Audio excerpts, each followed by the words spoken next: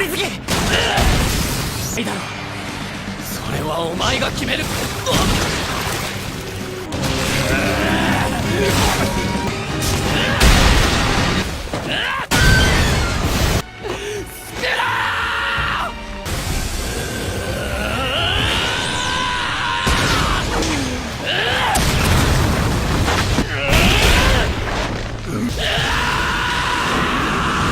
Seven hearts beat.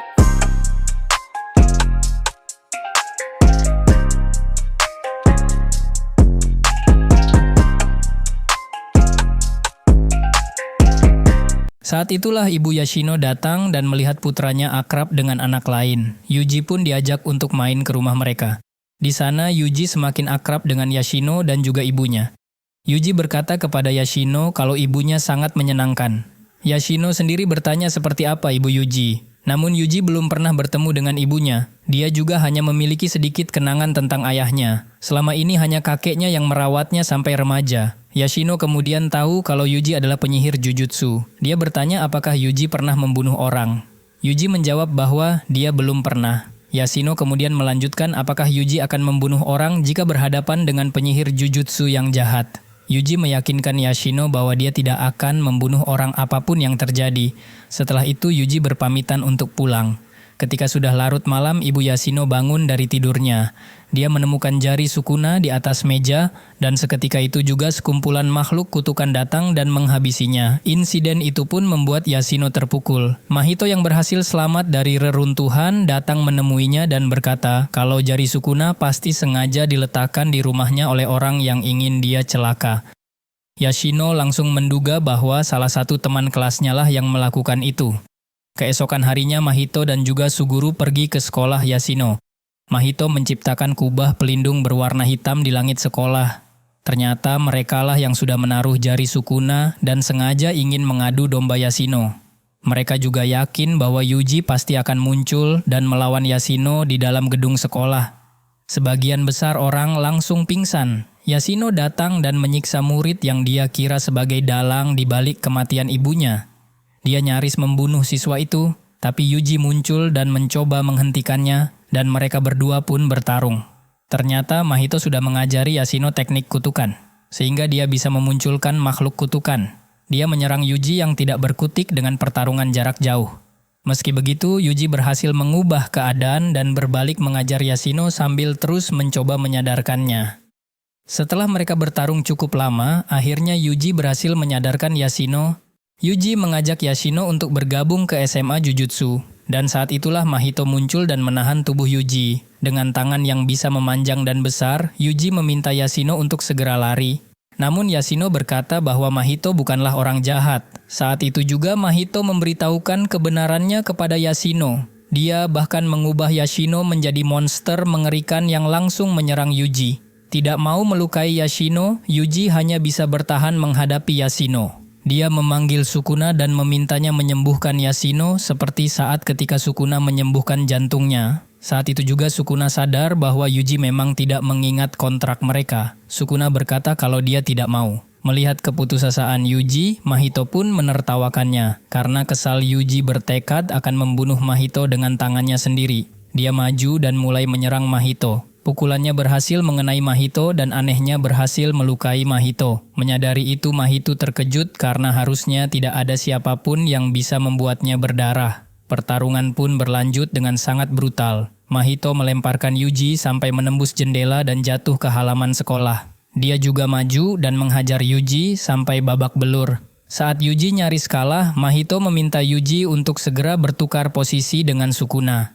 Dia bahkan berani menyentuh jiwa Sukuna dan masuk ke dalam tempat Sukuna berada. Sukuna berkata bahwa dia tidak akan memaafkan Mahito karena sudah bertindak kurang ajar. Namun ternyata Yuji tidak berniat bertukar dengan Sukuna.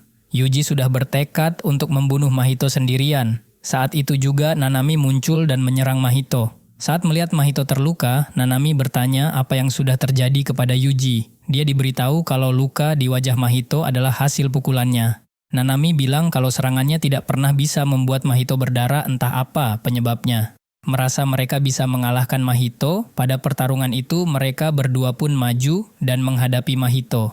Namun Mahito terlalu gesit untuk diserang. Dia bahkan bisa mengubah bentuknya menjadi apapun dan menyerang dengan ganas. Dia memuntahkan beberapa bayi manusia yang langsung berubah menjadi ganas. Yuji dan Nanami pun terpaksa menghabisi makhluk mengerikan yang diciptakan oleh Mahito. Setelah mengalahkan mereka, Yuji dan Nanami langsung mengejar Mahito dan menghajarnya dari dua arah. Saat merasa kematian sudah dekat, Mahito menciptakan tangan di dalam mulutnya, dan tangan itu mulai membentuk segel jari. Seketika itu juga beberapa tangan hitam muncul dan menyingkirkan Yuji serta Nanami. Setelahnya Mahito bangkit dan sudah menciptakan domain expansion. Tapi anehnya hanya Nanami yang masuk ke dalam domain expansion itu, sementara Yuji terpental keluar. Yuji berusaha menghancurkan domain expansion dari luar, namun semua pukulannya tidak berpengaruh apapun. Di dalam domain expansion, Nanami hanya bersiap untuk menghadapi apapun yang terjadi. Tak lama setelahnya, Yuji berhasil menjebol domain expansion dari luar dan masuk ke dalam. Nanami memahami bahwa jika domain expansion semakin kuat di dalam, maka bagian luarnya akan semakin lemah. Saat masuk ke dalam domain expansion, seketika itu juga Sukuna menyerang Mahito tanpa bertukar posisi dengan Yuji. Mahito langsung terluka parah dan domain expansion-nya runtuh. Memanfaatkan itu, Yuji langsung berlari menghajar Mahito. Namun Mahito langsung mengembangkan tubuhnya sampai menjadi sangat besar. Yuji menerjangkan pukulan mautnya, tapi tubuh Mahito langsung meledak dan berubah menjadi kecil. Mahito pergi melarikan diri melalui saluran pembuangan air. Nanami berusaha menahannya, tapi Mahito sudah kabur. Dia menelpon Ino dan meminta dilakukan pencarian di seluruh saluran air. Saat dia menoleh ke arah Yuji, anak itu sudah terjatuh dan tidak sadarkan diri. Akhirnya Mahito sampai ke tempat Geto dan juga Jugo berada. Dia menceritakan apa yang sudah terjadi di sekolah. Dengan keadaan sekarang sangat sulit meminta Sukuna berpihak kepada mereka. Karena itulah mereka berencana untuk memberikan jari-jari Sukuna kepada Raja Kutukan itu agar dia mau memihak kepada mereka. Geto langsung menyarankan agar mereka merebut 6 jari yang dimiliki oleh sekolah Jujutsu. Jugo sendiri penasaran kenapa 6 jari yang dimiliki sekolah Jutsu tidak langsung dimakan Yuji.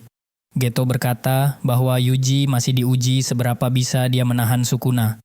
Jika semua jari langsung dimakan, bisa saja Sukuna akan langsung bangkit saat itu juga. Karena itulah sekolah Jujutsu hanya akan mencari jari-jari lainnya dan mengumpulkan semuanya terlebih dahulu. Sementara itu terlihat Gojo yang sedang bermalas-malasan bersama Nanami.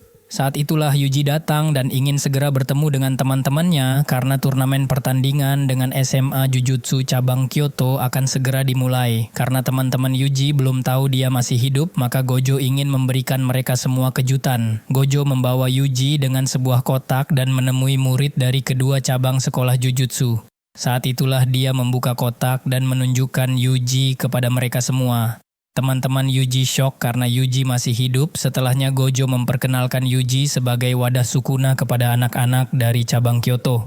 Setelah itu, peraturan pertandingan pun diberitahu. Mereka akan terbagi menjadi beberapa tim dan memburu makhluk kutukan. Siapa saja yang mengalahkan makhluk kutukan level 2 pertama kali akan dianggap sebagai pemenang. Selain itu ada juga makhluk kutukan level lebih rendah yang bisa diincar. Kalau tidak ada yang bisa mengalahkan makhluk level 2, maka tim yang paling banyak membunuh makhluk level di bawahnya akan menang.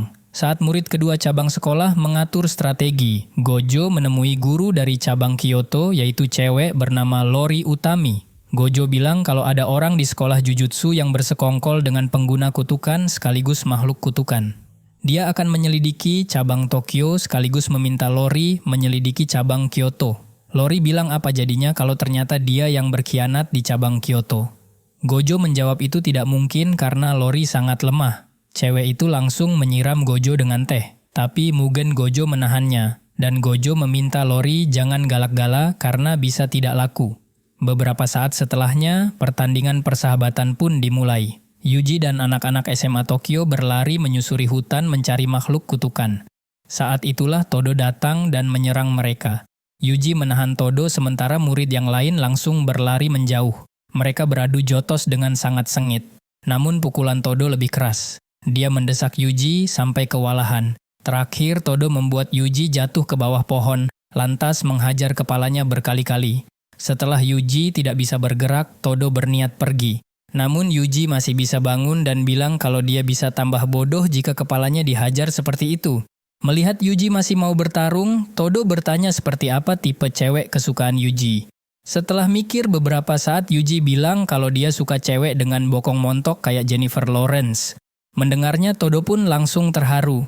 Dia membayangkan Yuji adalah teman dari kampung halamannya yang dulu sangat akrab semasa SMP. Dia bahkan menangis terharu di depan Yuji.